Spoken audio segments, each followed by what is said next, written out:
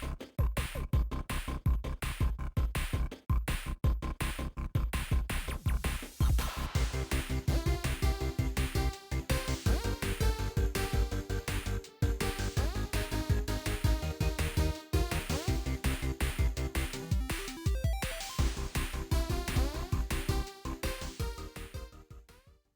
everyone, welcome back to the channel, and today in this video we're going to be taking a look at the final piece of the Tandy 1000 HX's puzzle. We are going to be taking a look at and testing this 5 1/4 360K external disk drive for the Tandy 1000 HX and EX. Specifically the HX, that's what I have, but this is also technically sold for the EX as well, because they're almost the same computer. There's some differences. So, let's open up this box, see what's inside, and, well, get the cleaning and test it out, because this means that with this thing I'll have a full Tandy 1000 HX setup. Let's get started. Okay, and here it is, the Tandy 1000 HX's external disk drive. A little dirty, but not too bad. Not nearly as bad as the other two boxes. We have some really nice, like, dense foam. It's almost like memory foam almost. And man, there's nothing else in the box.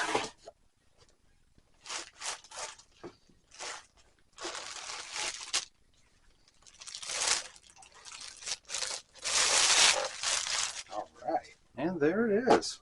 You can see it is a little yellow, a little dirty. The faceplate's really yellowed, but it's actually not too bad. There's some discoloration on the metal cover here, but nothing I'm going to be too concerned about. Actually, a very nicely built 360K drive. And basically all it is just a 360K drive main unit with some sort of driver board of some kind, and then I'm going to say an almost janky setup to work back here. Like, I'm not even quite sure what they were like fully expecting back here, but it just looks a little janky. Let's get to cleaning and restoring.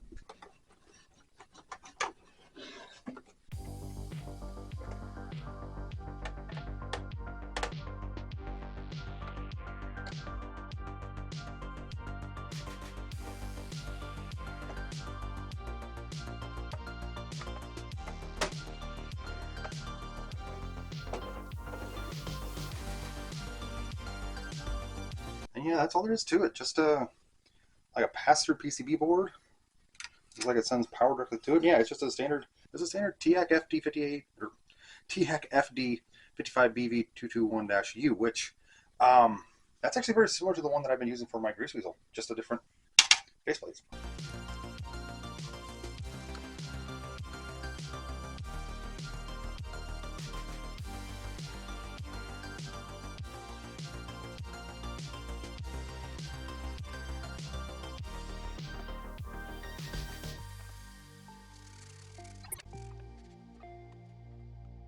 That looks a lot better. There's a little bit of discoloration still up here, so this might actually be a little bit yellowed. But yeah, the rest of it cleaned up really good. It's not nearly as bad as it was. I'm just surprised at how just dirty this entire HX setup was. I can't tell if there's a screw missing on purpose or not, because there is a screw missing. Like, I know it's handmade, but it looks like something that somebody just made to, like, fix a problem. They even painted the inside of the base plate brown. That's cool. Top cover off. Yeah, it's actually very, very clean in here. This has got to be one of the cleanest 360K drives I've ever seen. But I mean, it makes sense because it's all contained. Little adapter board. So yeah, this it doesn't look like it's adding any pins though, so it must just be there must be extra pins on these edge connectors where it's able to send power, possibly. Unfortunately, it is currently winter. Well, not winter, but it's fall. It's early November, and temps have dropped to an average of about 50 to 40 degrees. So unfortunately, no retro brighting. So, sadly, this will be pretty yellowed when I get done.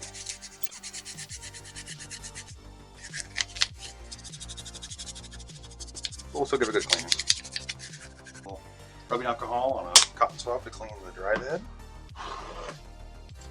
Carefully, they don't want to.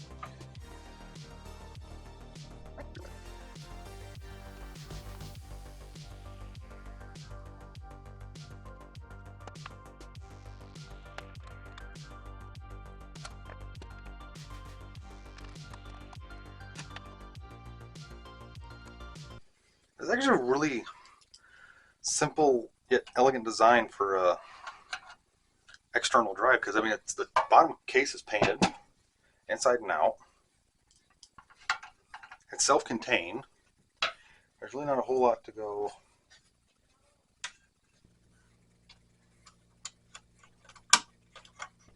And what's interesting is there's a lot more.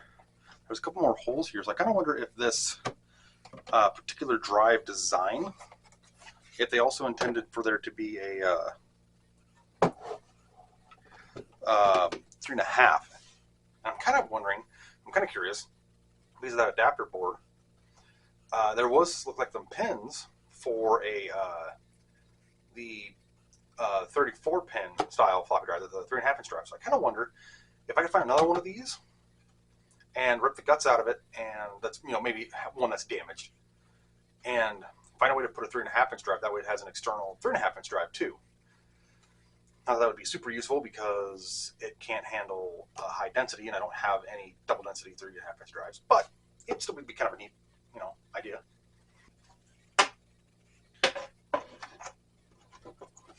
Reattach the awkward ground cable. Not sure what that's about, but not entirely sure how I'm going to get that cleaned up, but that's future bee problems. So yeah, there it is.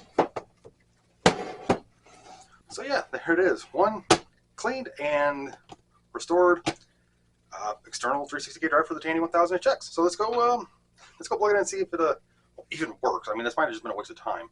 I mean, everything else worked, so I don't see why this wouldn't. And yeah, I wish I could retrowrite this part here, but I don't have a way to do that right now with it being already early November. The temperatures drop to like, we get 30s overnight. We have frost advisories now, so there's no way I'm gonna be able to retrowrite this without doing it indoors. I don't have a method to do it indoors yet, not like the 8-bit guy does. So for right now, the external part's fine. And if I am bugged by that, I think I have a couple more 360K drives I could probably try and put in here. Maybe a black one. Maybe, I don't know.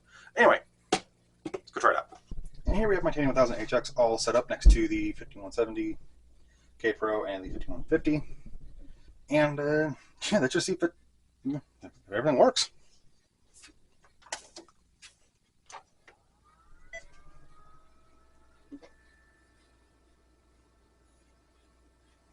All right, we're instantly booted into Tandy Decimate. So, to the drive works.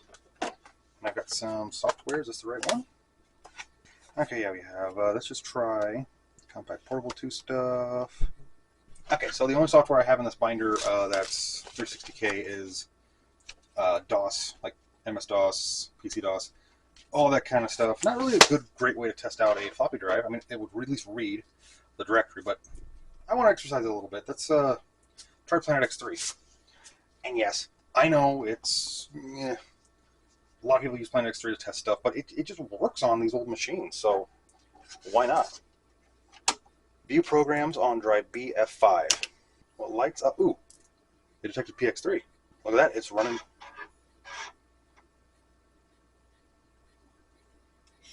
Hey, look at that. All right, so let's try Tandy PC Junior. And we're going to go Tandy Sound, because we can. That looks awesome. Reading the game just fine.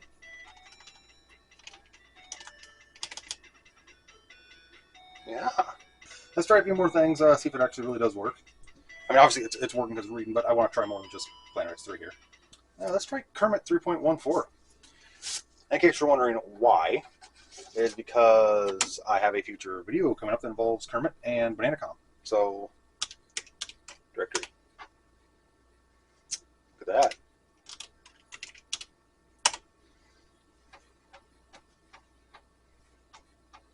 I mean, if it read Planet X3, it's going to read a data disk, so I'm not too concerned about it not working. I just want to 100% verify. Look at that. Kermit.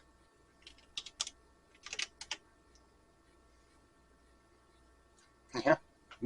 We're just fine. Awesome. So yeah, the external drive for the Tandy 1000 just seemed to work. It didn't need a lot, to be honest. It just needed a good scrubbing and a good cleaning. In fact, I probably could have just plugged it in without cleaning it just to power test it, but I decided to clean it first, and it just works first shot. Still a little yellow, but I'm not too concerned about that. I'll deal with that next spring. Yeah, I'm just surprised that everything about this lot is working. I mean, obviously with 40-year-old hardware, things are bound to not work. Chips could die, capacitors blow, reader heads could fail, power supply is going bad, but everything just worked with a good cleaning, and it's now one fully almost set up Tandy 1000 HX, and it reads floppies flawlessly. It read Planet X3 and got it playing just fine. It read Kermit here just fine. It's a perfectly working 360K external drive, which even had it failed, it's just a standard 360K TAC drive. I have a couple of those laying around that I could have used and got it to work, so I'm not overly concerned about that. But besides the fact it is a 360K drive and they're a little pricey to try and track down, so I am glad I have at least another working 360K drive if all else fails. So yeah, I now have a fully working setup Tandy 1000 HX. And yeah, in the last video you saw the A drive not reading correctly, and it still isn't 100%. It's having issues reading some floppies, and the 5170 here has no issue reading. So I don't know if it's the drive is a little weak or there's something weird with the floppies themselves. Like the format is just a little bit, just not 100% perfect where this thing can fully read it, because it does read some floppies. So I don't know what's going on there. I'll have to just keep putting a cleaner disk through it until things finally work. But yeah, anyway, this video turned out phenomenally well. The Tandy 1000 HX is now fully set up. There's one more piece that I need to do, which is the Tandy joystick for some games, and also technically that giant printer that came with all this, a daisy wheel printer, but I have no idea where to even start there. But if it's anything like this, I might just need a good spritz with Simple Green and a toothbrush, and I might just hook up and start printing away. I am curious to see how that sounds, because I've never actually seen a daisy wheel printer work in person.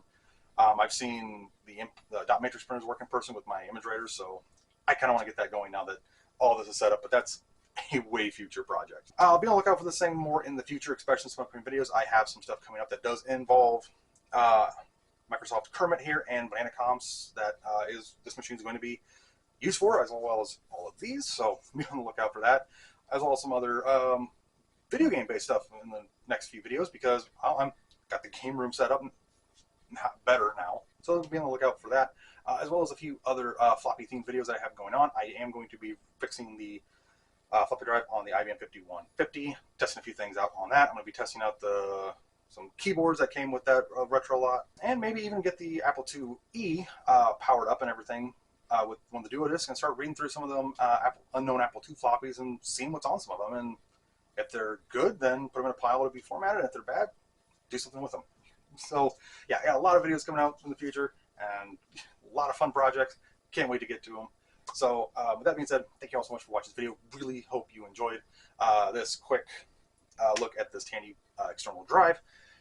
If you have any thoughts or comments about this video in total, if you have any knowledge of these external drives, like I mentioned before, maybe he's trying to track one down, another one to update to a 3.5-inch drive with a high density drive, but instead of being high density, it'd be double density by masking off one of the holes and making it a external double density drive. You know, who knows? I don't know if that'll work or not, but maybe a neat path to see. Maybe find a way to clone that PCB or something with PCBWay or something. That'd be a fun thing.